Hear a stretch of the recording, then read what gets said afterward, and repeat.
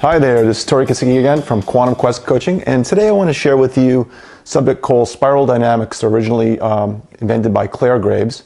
And what spiral dynamics is, in a nutshell, is the process that we go through as we live our lives from childbirth to death, as we pass through various levels in our life, and the understanding of each of those levels and how those levels interact with each other. Now, spiral dynamics could be a 2-3 week course in itself. So in the next 5 minutes, I basically want to try to break this down for you, and you can get more information on my website, quantumquest.com. But to give you a basic understanding, there are essentially 8 levels of conscious understanding that we understand as humans. Clare says that the spiral goes way beyond that, as many as 30 or 40, well, we'll see. But for intensive purposes of this video today, I'd like to introduce you to level 1. Level 1 equals life equals A. It's essentially a child. A child's born, lays in bed, it's there, it exists. It's all there is to it. So we move up through childbirth into life equals A plus B. Now it's sort of like the tribe. It's me and mommy, daddy and me. Or in a tribal situation, the tribe is one, whatever's mine is yours. As we move further up the levels, we get to level 3. It's beyond the tribe, it's beyond me and mommy. It's sort of when a child gets to a point where it's like, no, mommy, it's me. I'm the boss. Or the tribal king, the ruler, says, no, this is not about the tribe. This is about me. I'm the king.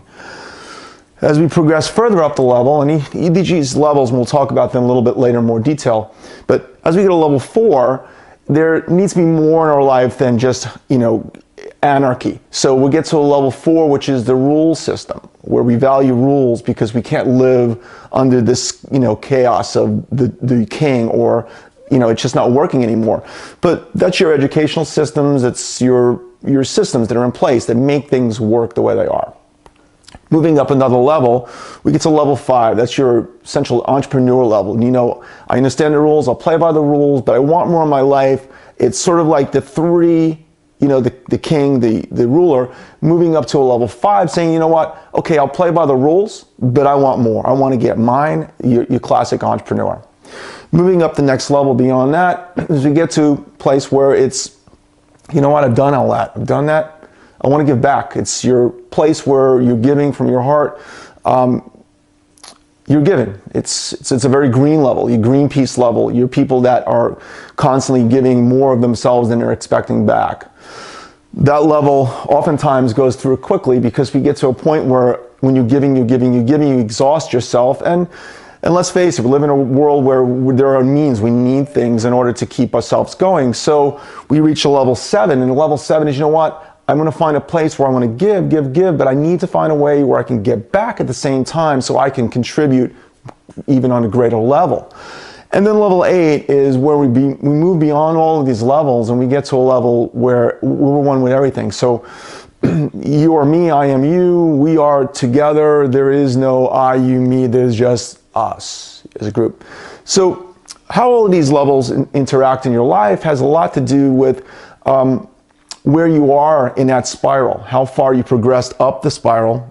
I should have done this the other way around, but how far you progressed up the spiral, and where are you able to access parts of these. See, all parts of these levels, once you achieve them, are actually part of you. Now, it doesn't mean that you go from a level 1 to a level 2 to level 3, now I'm a level 3, I'm a tyrant. It means I have access when I reach level 3 to my level 2, my tribe, and my level 1, which is, for argument's sake, is not really utilized much on our planet these days. But when we get to level 4 and level 5, we can vacillate between all the levels, but we can't go beyond the level we don't understand. And this is where we have a lot of us run into problems in our lives, because when we can't understand another level, we can't relate to it. And when you can't relate to another level, it doesn't make sense. It causes friction, it causes problems, it causes anxiety. So the goal, in my opinion, is to vacillate through these levels as quickly as you can so that you have more resources. Think of each level as a tool in your toolbox. So when you reach a job that's a level 7 type of situation, and you've only been to a level 4, you look in your toolbox and I got my 1, 2, 3, 4 screwdriver in there, but I don't know what kind of tool I need for a level 7. So, moving through these levels, and there's no rushing game. I'm gonna guesstimate that it takes about 7 years, and I think that the 7-year itch concept actually might have came from this sort of theory way beyond. But I think about 7 years between levels, and on average. So, let's take a snapshot of an individual. We'll call him Henry, and Henry is at level 4 in his life, and he wants more. He doesn't know what it feels like yet because he hasn't been there, okay? And this is where it becomes challenging as we move and progress up the levels, because we don't know what the next level's like. We have this yearning to have something more. We sense that it's there because it's all part of us in the conscious collectiveness, but we haven't experienced here on Earth. So Henry wants to get to level 5. And if you've ever been to this place before where you reach the edge of the level, I know I have, we have a couple of choices here. And oftentimes there's a lot of fear associated with moving into the unknown, because the known is where we've lived our life and beyond, lower levels 3, 4, and 1 and 2. But we haven't been to a 5 yet. So because we haven't been to a 5 yet, there's some fear value there. And oftentimes we end up going down into that place where we kind of fall off the ledge. Sometimes it feels or seems like it's inevitable, and then you need to climb back up. I don't know if you've ever been there before, but I know that I have. Now, we start climbing back up the level, and we reach this point over here as we're migrating to our next meme, or our next value system, because each of these levels are called value system levels, essentially. There starts to become some fear as we climb, or we start to begin climbing the ladder, because we have to introduce new values into our lives in order to move to that next level. Now, if we don't know what the next level feels like, then what are the values? So this is where the hard work starts getting into play, and this is where it's the most gratifying, because as we approach that next level and we find ourselves to get up and over and successfully land here, now it's, aha, I now established a new level in my life. I have access to all of the prior levels, 1, 2, 3, and 4, but now I'm at a level 5. So when we reach the new level in our life, we get to a place where we're like, we can breathe again.